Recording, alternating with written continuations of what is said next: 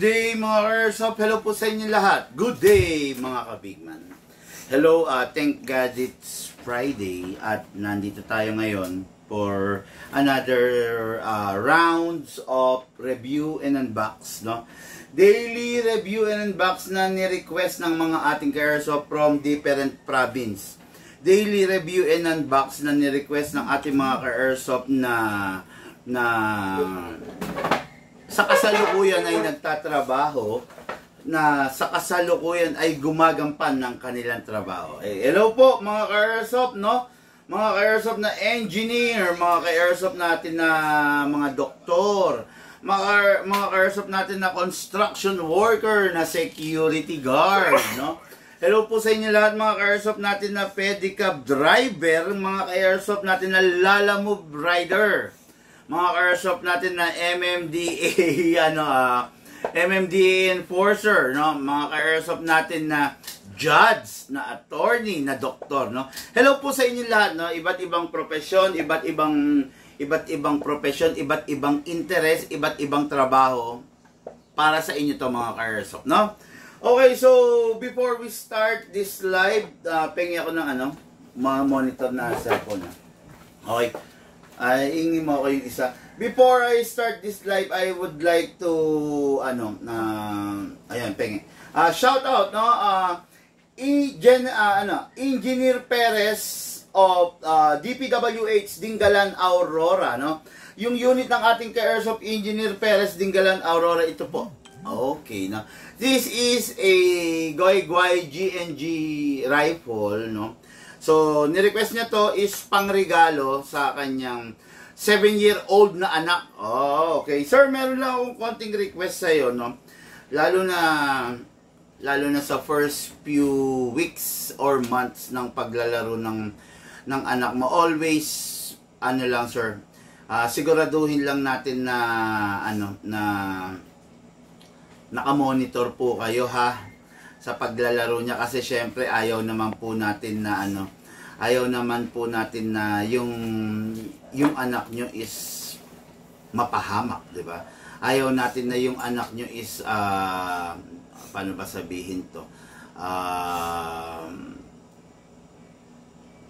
Alam mo yung ano ba yung correct term doon sa sa maging kumpiyansa, ayun, no? Ayaw natin na maging kumpiyansa niyo yung anak mo na baka baliwalain niya yung mga disiplina, no? Kumbaga, first few weeks and months ng paglalaro niya, i-assess mo muna, sir, kung okay na siyang iwanan mag-isa maglaro, no? Kasi bata is still bata, no? Kumbaga siya, prone siya sa pagkalimot, 'di ba? Halimbawa, yung anak mo, sinabihan mo na, dapat ganito, dapat ganito, dapat ganito. Minsan nakakalimutan niya yun yung mga bata, di ba? Halimbawa, sinabi mo, anak, bawal itutok yan sa kahit sino, kalaro mo man, kaaway mo man, di ba? Nasa utak niya yun. Pero minsan, dahil sa sobrang pagkalibang niya, paglalaro niya, minsan nakakalimutan niya yun, di ba? Minsan, na itututok niya, minsan hindi sinasadya, kumbaga habang tinitignan niya, halimbawa nandito yung kalaro niya, no? Habang tinitignan niya yung unit niya, nakatutok na ganon, di ba? So, mga Airsoft, no? Our Airsoft is a 1:1 high-end replica ng tunay. Okay? Although toys to ang category nito, nakategorize siya sa mga toys, kaya lang, tulad ng tunay, kaya niyang manakit, kaya niyang manira, di ba? Kaya niyang makabulag, kaya niyang bumutas ng skin ng tao, kaya niyang manakit ng hayop, no? Kaya ako, ang payo ko, especially dun sa mga magulang na nagbabalak bigyan ng Airsoft yung kanilang anak, okay lang yon, walang kaso yon. Bigyan nyo ng Airsoft, paggamitin nyo ng Airsoft, paglaruin nyo ng Airsoft. Kaya lang, just make sure na yung guidance ninyo bilang magulang is present, no? Kasi mga Airsoft, hindi biro pag tinamaan ka nito, no? Especially this one, upgraded to. Normally, ang FPS nito is 340 to 380. Okay? Medyo hesitant ako nung sinabi ni sir na ireregalo niya sa 7-year-old niyang anak. Medyo, oops, patay tayo dyan. Tapos, nag-request pa siya, i-upgrade mo na. Okay, di ba? Ang FPS nito is 340 to 380. Ngayon, nag-request siya na i-upgrade natin. So, although, kahit ayaw natin, i-request yun ng customer eh. Wala tayong magagawa ron, no? Pero hindi natin in-upgrade sa katulad ng upgrade ng mga ibang unit, no? Kumbaga, dahil nga bata ang gagamit, sinisigurado muna natin na bago nito abutin, yung pinakamataas na upgrade na kakayanin niya is masanay muna siya doon sa minimal upgrade. Okay? Kaya medyo tali ang kamay ko. Actually, nung ina-upgrade ko to, kinakapa ko lang, no? So, hindi siya pwedeng sobrang lakas. It is because ang gagamit 7-year-old, no? Medyo, basta, alam niyo na siguro yung gusto ko sabihin, no? Medyo alanganin, yun. Medyo alanganin ako, pero dahil wala akong magagawa, syempre, request ni boss, wala akong magagawa ron, no? Magandang hapon, bossing, sabi ni Jabel Somogod, no? DFL Moto, no? Sir, good morning. Good afternoon po. Sabi ni Kahigas Shell Alkierbin.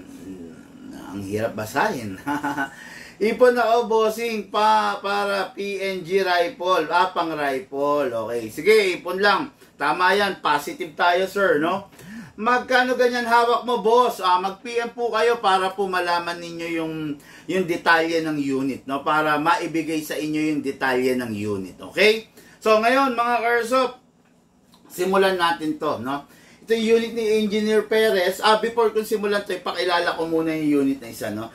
Shoutout and good afternoon sa iyo, Sir Henry Cristobal of Gensan, no? Yung unit ng ating Karsop na si Sir Henry ng Gensan is no other than the Godfather 6.0 by the KJ Works, okay? What is good and special about this? Itong unit na to, itong eksaktong hawak ko, ganun pa rin, naka-upgrade siya ng, ito. Meron kasi tayong mga different types ng unit. Meron ng naka-fix outer barrel, meron naka-fine tuning, naka-trigger job, merong all-in upgrade, merong hindi naman all-in upgrade, no? Okay, pakita ko, akin na yung Godfather na naka-upgrade. Itong unit na to is the Godfather 6.0. Naka-upgrade siya ng fine tuning, naka-upgrade siya ng trigger job, naka-upgrade ng hammer protection pad, pero hindi po siya naka-upgrade ng hop-up rubber at ang pinaka-importante sa lahat, hindi siya naka-fix outer barrel. Okay? Yan. Ang upgrade nito is tatlo lang. Fine tuning, trigger job, hammer protection pad. Okay? Itong isang hawak ko, ang upgrade nito, fine tuning, trigger job, hop-up rubber, hammer protection pad, at yung pinaka-importante, the fixed outer barrel. Okay? Pakita ko sa inyo. Sa lock manually, hindi ito yun. Hindi ito. Hindi ito yung naka-fixed barrel. Baka may naikahon kayo. Ito na. Nagkabaliktad ako ng dampot. Okay, no? Ulit. Ito. Okay. Itong hawak ko na to, sorry, nagkamali lang ako ng dampot, no? Itong hawak ko na to, naka-upgrade ng full upgrade. Number 1, naka-fine tuning, naka-trigger job, naka-hammer protection pad, naka-hop-up rubber, naka-anti-freeze nozzle, at saka naka-fix outer barrel. Okay. Yung fix outer barrel niya is bull barrel. Kung tawagin, bull barrel. Tapered siya. Mataba, panipis. Ayan, no? Hindi na siya kumakalog. Ayan, no? Okay. Naka-upgrade to. Ang kargang upgrade nito is 6. Okay? Meron tayong isang klaseng fixed barrel para dito sa unit na to. Magnet nga muna. Yan. Meron tayong isang klaseng upgrade ng fixed barrel. Ito naman, kung tawagin to, is the twisted barrel. Yan ha. Pwede rin to rito. Okay? Kaya lang, hindi natin ganong isinagad ang upgrade dito. Okay? Bull barrel versus the twisted barrel. Kita? Pakita natin, ha? Malapit, ayan, kita? Yan? Okay. Na makikita nyo yan, taper dyan, bull barrel, no? Mataba siya, medyo panipis. Okay? Mataba, medyo panipis yan. Maliwanag? Okay. Ito naman, makikita nyo to, twisted barrel. Yan. Pwede rin siya rito. No? Pwede rin ikabit yan dyan. Twisted yan. Nakita nyo yung design? Napakaganda niyan, napakalupit, no? Ayan, pwede yan dyan. Okay? So, ayan. Ito full upgrade to, no? Hindi ito yung unit ni Bossing. Hindi ito yung unit ni Sir Henry Cristobal. Ang unit niya na ni-request is ito. Okay.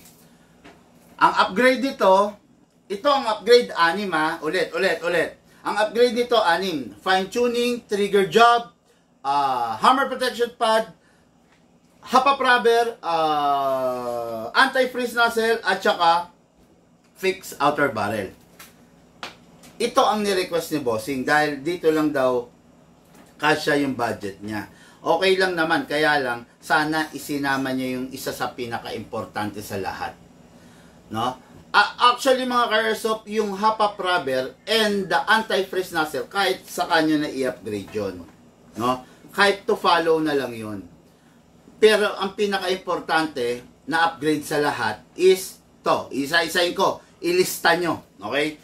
Ang pinaka-importante na upgrade sa lahat, fine-tuning. Pagtotono. Para matipid sa gas, tapos malakas ang FPS. Pangalawa, sa pinaka-importante, trigger job. Synchronization ng hammer, ng sear, ng trigger, ng disconnector, ng beaver. Para walang wear and tear. Okay? Trigger job yon. Pangatlo, hammer protection pad. Ang hammer protection pad, siya yung pumapalo dito sa firing pin. Inaalis natin yung dummy firing pin, pinapalitan na natin ng hammer protection pad para less ang wear and tear at mabilis ang cycle ng pistol mo. Isa sa pinaka-stress palagi is yung hammer. Kasi yung hammer, pak. Kada putok mo, humahampas yan. Okay? Kaya isa sa pinaka-importante na ma-i-upgrade yung hammer protection pad. At yung pinaka-importante sa lahat, the fixed outer barrel. Tingnan nyo. Ayan, di ba? Yung mga stock, yung mga normally, yung mga stock na pistol, pag sinabing stock from the manufacturer, pumunta sa atin, stock yon.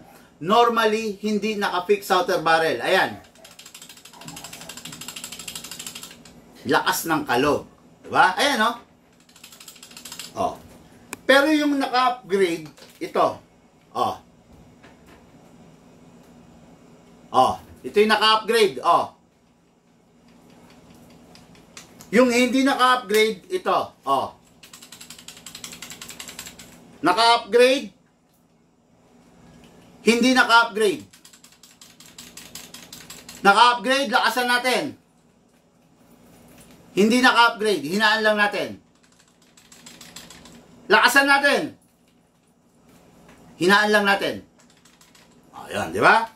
Kumakalog yung hindi naka-upgrade. Ayan, no?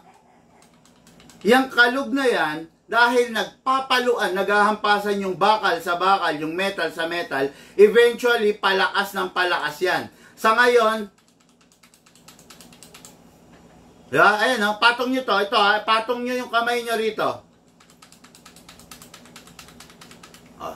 Yan, sakto pa lang ang lakas niyan, di ba? Pero eventually, magiging ganito yan. No, magiging ganito yung kalog niyan. Ayan, no? Makikita nyo to, so, super lakas na. Ayan, di ba?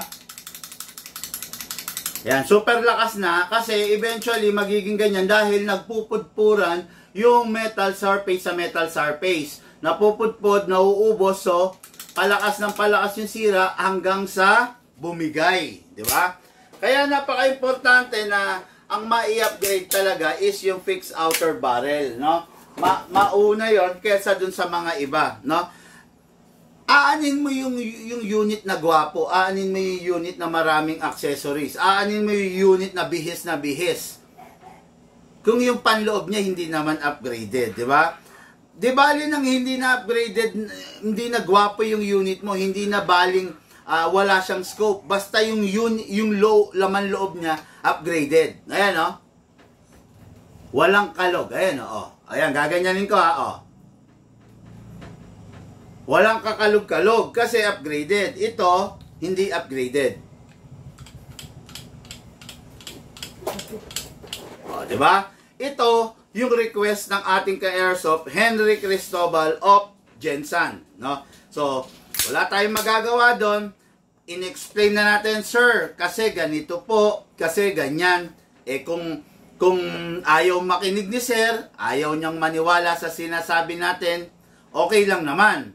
Ang sinasabi lang natin, mas makakatulong at mas mainam kung yung kukunin niya naka fixed barrel. Kayo nang maghumusga, mga ka-airsoft. Sa tingin ninyo, ito tatanungin ko kayo, ha. Sige, pakisagot lang, ha. Ano sa tingin nyo ang mas magandang unit? Naka-fixed barrel ba or hindi naka-fixed barrel? Okay. Sa tingin nyo ba, magiging maganda ang unit nyo pag ganito ang performance ng barrel? Ayan, no? Pakita ko malapit sa camera. Pakitingin kung malinaw. Yan. Malinaw, both camera? Yan. Okay, ayan, no? Tingnan nyo, ha?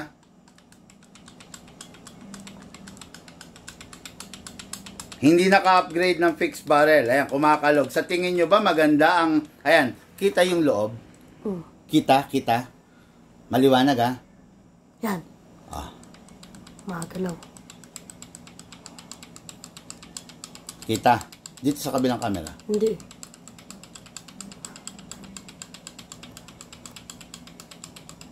Ayan. Kita both camera? Yan. Dalawang camera, kita siya? Magkabila, maliwanag? Yan. Sa tingin nyo ba yan ang maganda? Ganyan ba? O kaya ito?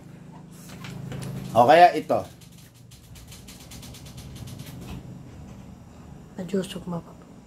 Yan. Yan. Ni ayaw kumalog.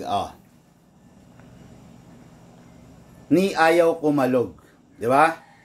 Ayan. Kayo na ang bahalang humusga, ha? Kasi, mahirap naman, baka sabihin nyo, ginogoyo ko lang kayo. Kayo na ang bahalang humusga kung sa tingin ninyo, upgraded versus the non-upgraded. Kayo na po ang bahalang humusga. Good afternoon po, big man. Happy viewing po ulit, sabi ni Lloyd Angeles. Brother Lloyd, hello. Good afternoon sa'yo. Ingat palagi, brother. No precision without fixed barrel. BBs are all over the target. Exactly. No? Exactly. Advice yan ng friend natin na from Alaska. At the same time, advisor na rin, no? Hello po, Sir Polo Rodney, no? Good afternoon, sir, sabi niya. Happy Friday and have a good weekend. Stay hydrated. Ay, totoo yan.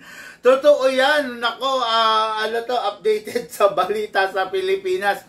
Super init dito. Nako po, Sir Polo Rodney. Kung dyan, binabayo kayo ng yelo, dito super init. Grabe, no? Good for playing airsoft. Nakakabuti dun sa unit natin kasi malakas, nailalabas niya yung full potential niya. Pero dun sa player, kawawa, no? Super init dito, grabe.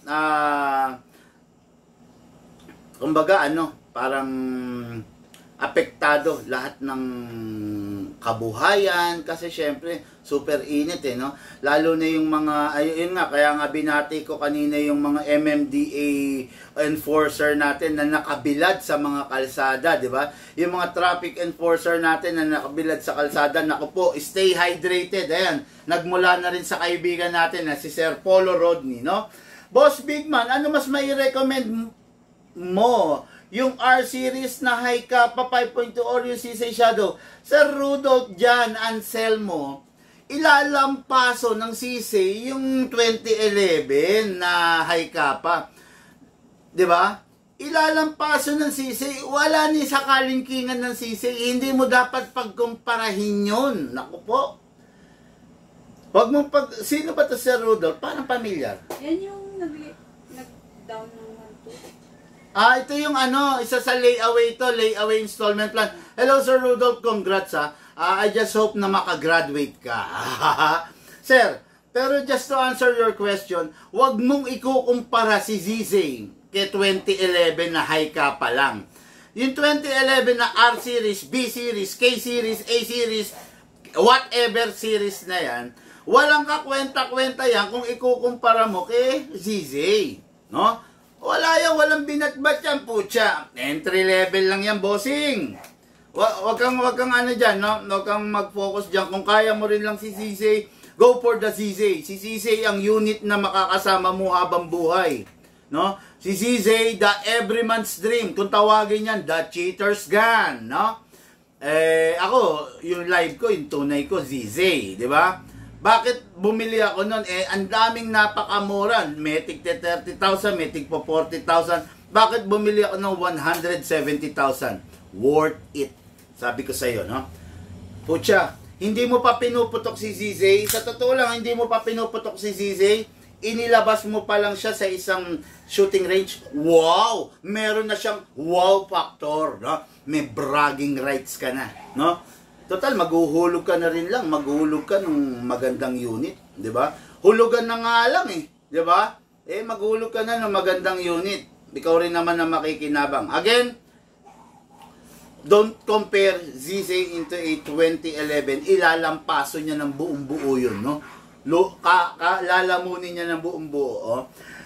Just like comparing orange and apple. Yes, tama. Ang hirap sagutin yan ng sagot mo. Kaya lang, I have to answer as truthful as possible, no? Maghuhulog ka na lang, boss. Doon ka na sa maganda, di ba?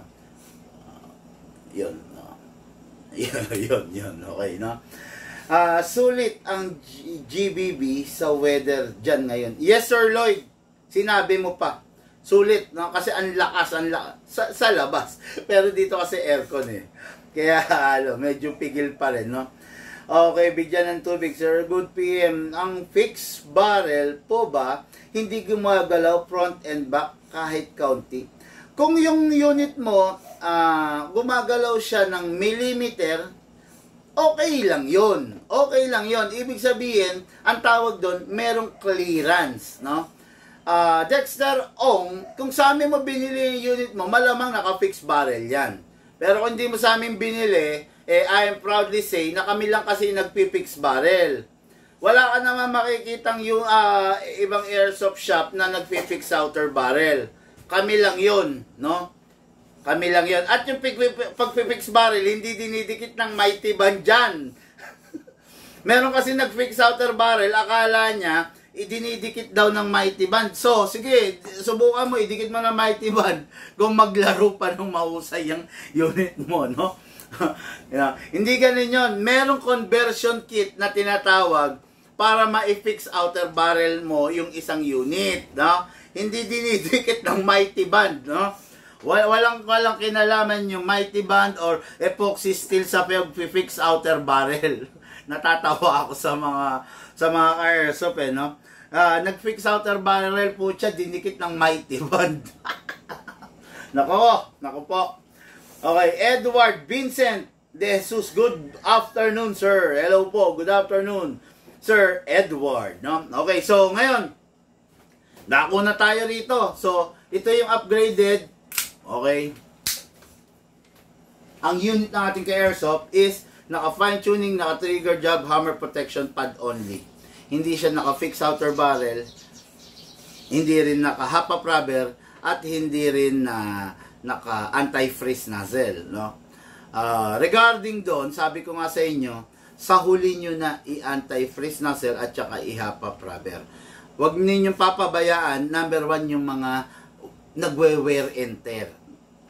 The fixed outer barrel, the hammer protection pad, fine tuning, at saka yung trigger job. Yung 4 na yan lang ang makuha mo, jackpot ka na sa unit mo. Yung half up rubber and the anti-freeze nozzle, kahit sa huli na yan.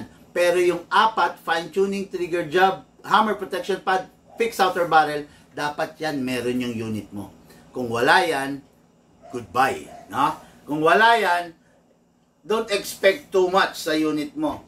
Lifespan, as well as firepower, as well as sa pagiging matipid, as well as sa pagiging durable, matibay, laglag siya. Wala yan, no?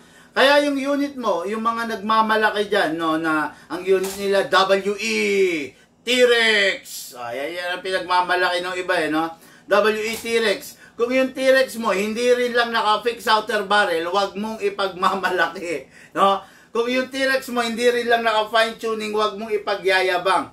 Kung yung T-Rex mo is ordinary T-Rex only na binili mo, wag mong ipagyayabang. Kasi, lalamunin yan ng buong buo ng unit na naka-upgrade. Okay, pakita ko sa inyo. Baka sabihin nyo ano lang tayo, kwentong barbero, di ba? Okay. Yung T-Rex namin, ito, ikasa natin. I-lock natin manually. Barrel. Patong ko. Hindi gumagalaw. Di ba? Kalugin ko. Hindi gumagalaw. Wala ba tayong T-Rex dyan? T-Rex na hindi naka-fix outer barrel. Doon. Tingin ka. O kaya any pistol na 2011. Kasi lahat to, visit naka-fix outer barrel na eh. Sinipag yung gunsmith ko, lahat ng nandito sa display ko, naka-fix outer barrel. Patay tayo dyan. Ito. Wala, lahat naka-fix outer barrel eh.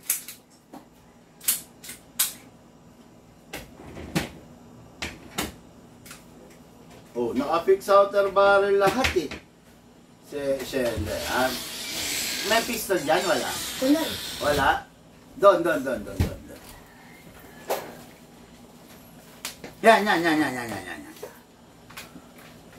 Kaya lang, hindi T-Rex na, Tokyo Maruwi to eh.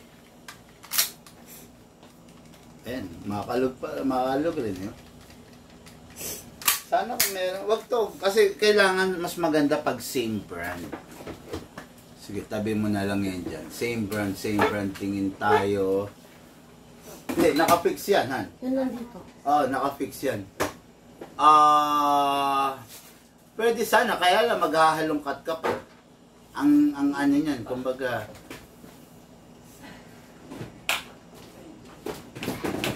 Ay, yan, sige. Meron tayo dyan, 4.3 pakitingin. Sige. 2011 WE 4.3. Pakita ko sa inyo ha. Kung yung T-Rex ninyo hindi rin lang nakaka-upgrade, kabahan na kayo, no? Kasi ang T-Rex is ang barrel niya naghihiwalay na na kumakalas, no? Pakita ko sa inyo ha. Ito. Hindi. Nasa na yung ito. Ang barrel ng T-Rex, ganito yung tsura. Pucha, basag to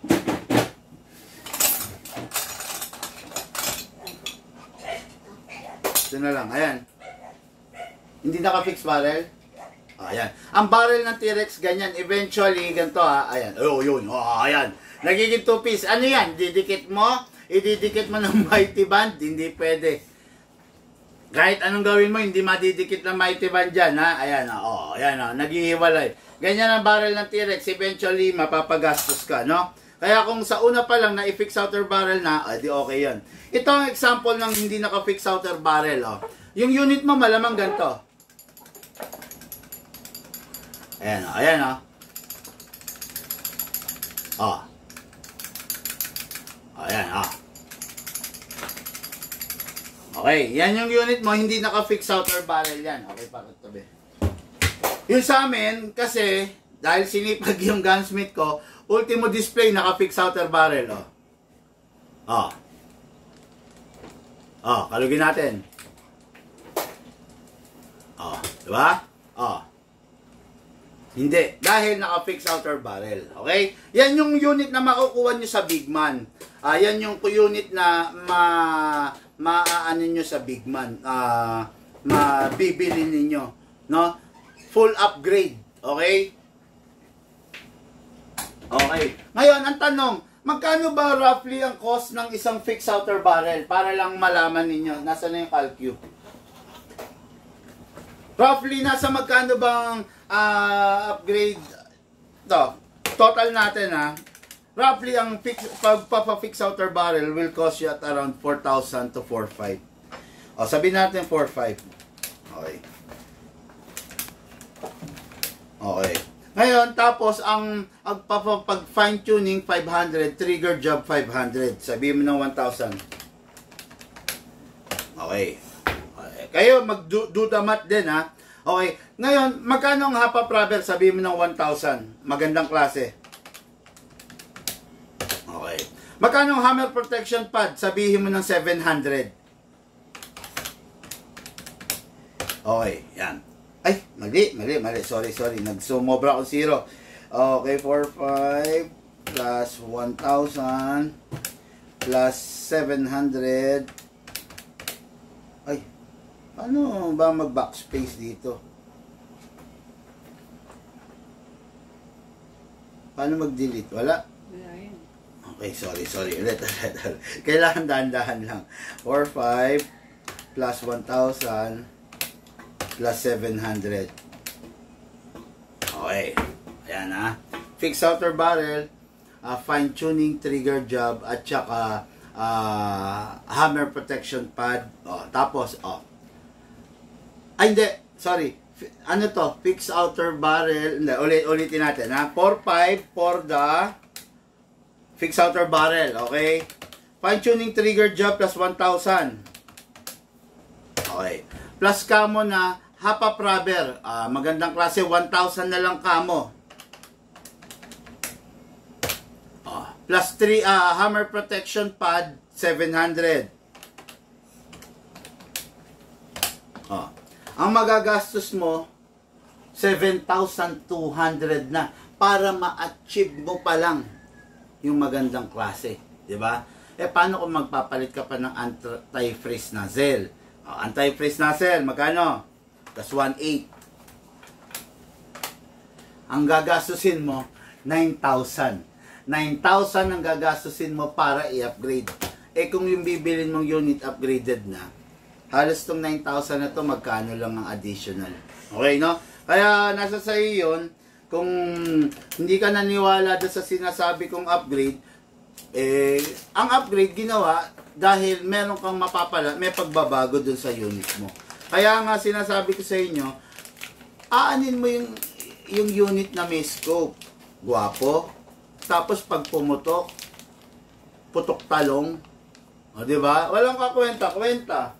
Kaya, bago kayo magpagwapo ng panlabas na anyo ng unit ninyo, siguraduhin nyo munang kargado, maayos yung laman loob. Diba? Aalin nyo yung yung may scope ka nga, ang gwapo ng unit, pag bumaril ka, kumakalog.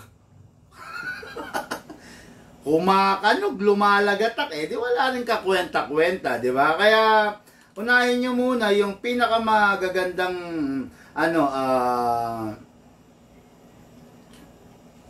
pinakamagagandang upgrade sa loob bago kayo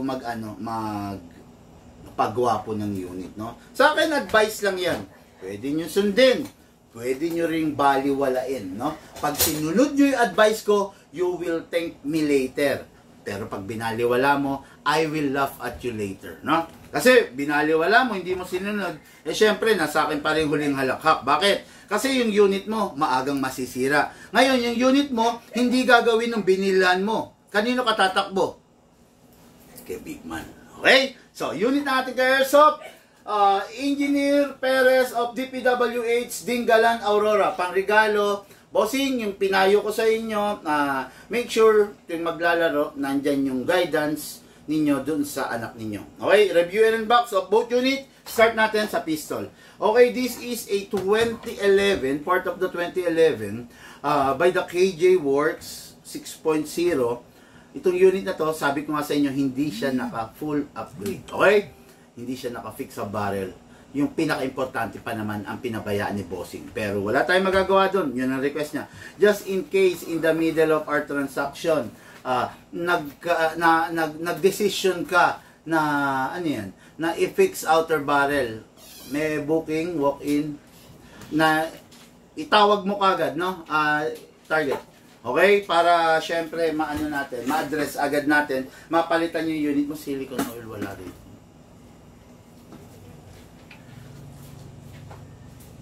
Okay,